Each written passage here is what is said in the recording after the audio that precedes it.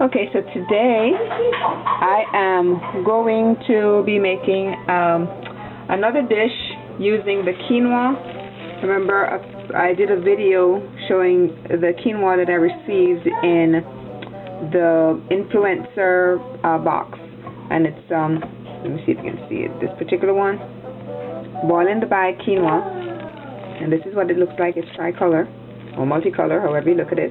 So I'm going to do a dish today that I used. This is the last one, and I've been putting together a couple of videos that shows the different ways that I've been using it.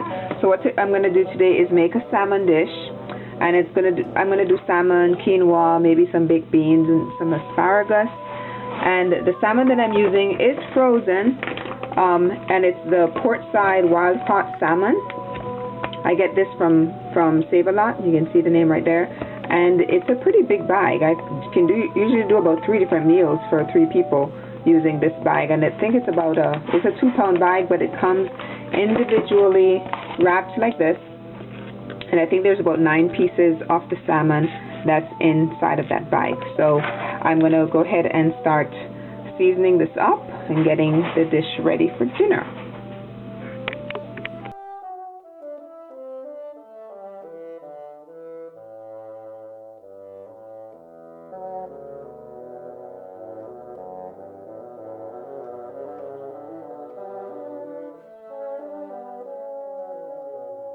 Now that it's seasoned, I'm going to go ahead and just pop it into the oven. I usually put it at 425 for about 15 to 20 minutes. That's just me personally. So I'm going to go ahead and do that, and then I'm going to go get boiling with the quinoa.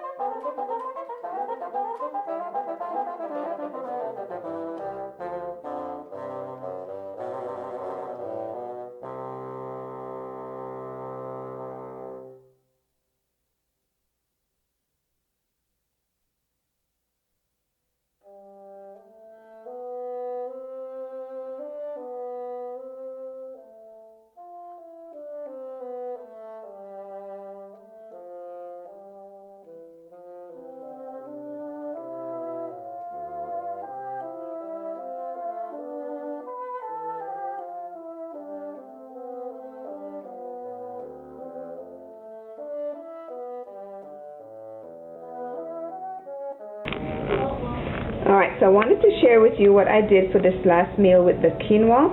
I went ahead and I baked some salmon, as you see here. And with this, I also made some baked beans in my cast iron skillet. And I did a very simple stir fry with asparagus and mushrooms. And then, of course, here is the quinoa. Alright, so the final meal looks like this on the plate as I served it. So let me know what you think.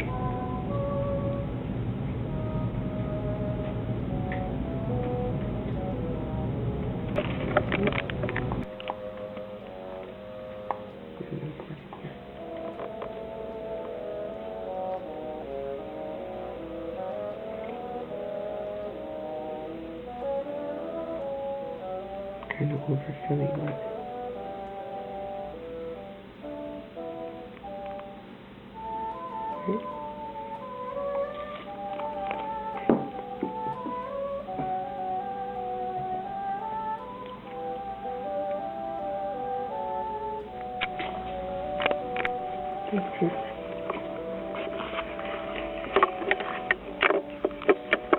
Ready? Very pretty. You can see the. Go ahead, pull it out. I'm probably going to destroy it.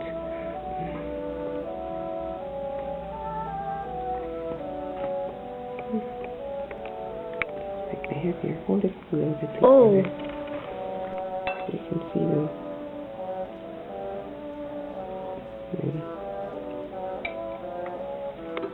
Alright. Go ahead, stop like this. Alright. Taste test.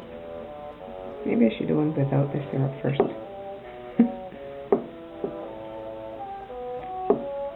Break that off.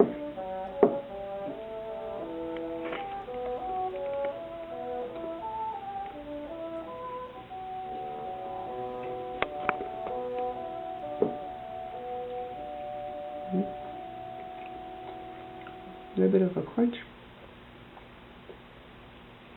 It's your regular plain pancake. Looks good. Quinoa makes a good waffle. Now, I like my syrup vanilla. I didn't drown Mickey.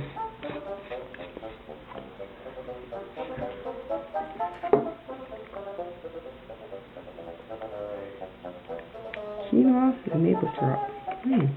Let's see.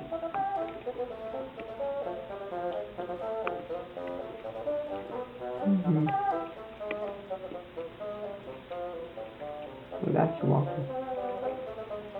Okay.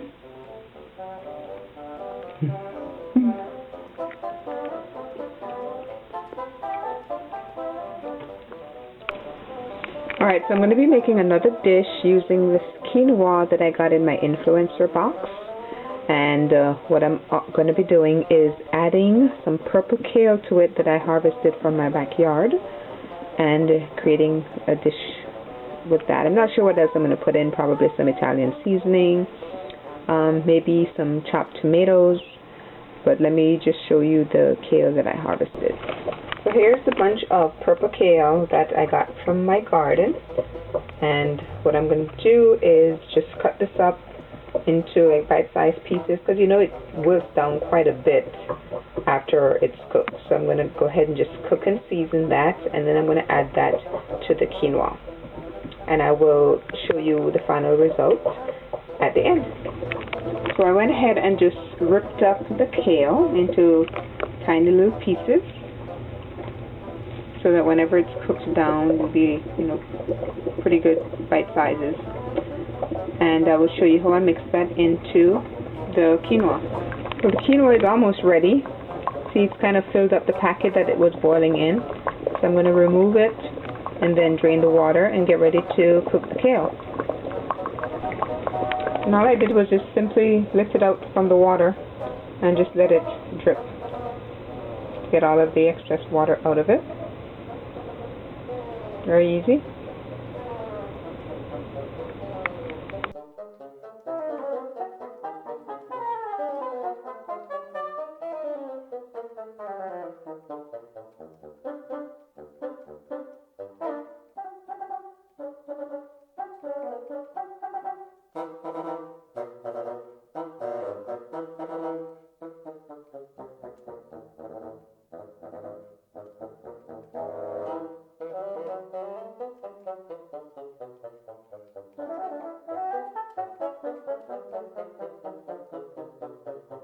Alright, so this is the quinoa and kale that I made earlier. So now we're going to just do a taste test.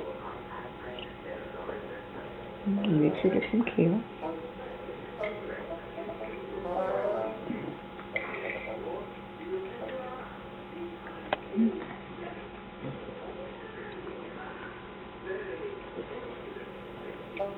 I think I could put a little bit more salt on it. I think that's what I'm going to do, but I can taste the Italian seasoning. You can taste a hint of the chili powder. Kale is not too overbearing, but it's a good combo. I've never had the quinoa mixed with kale before like this. Tastes pretty good. Like I said, I'll add a little bit more salt to it though. Alright.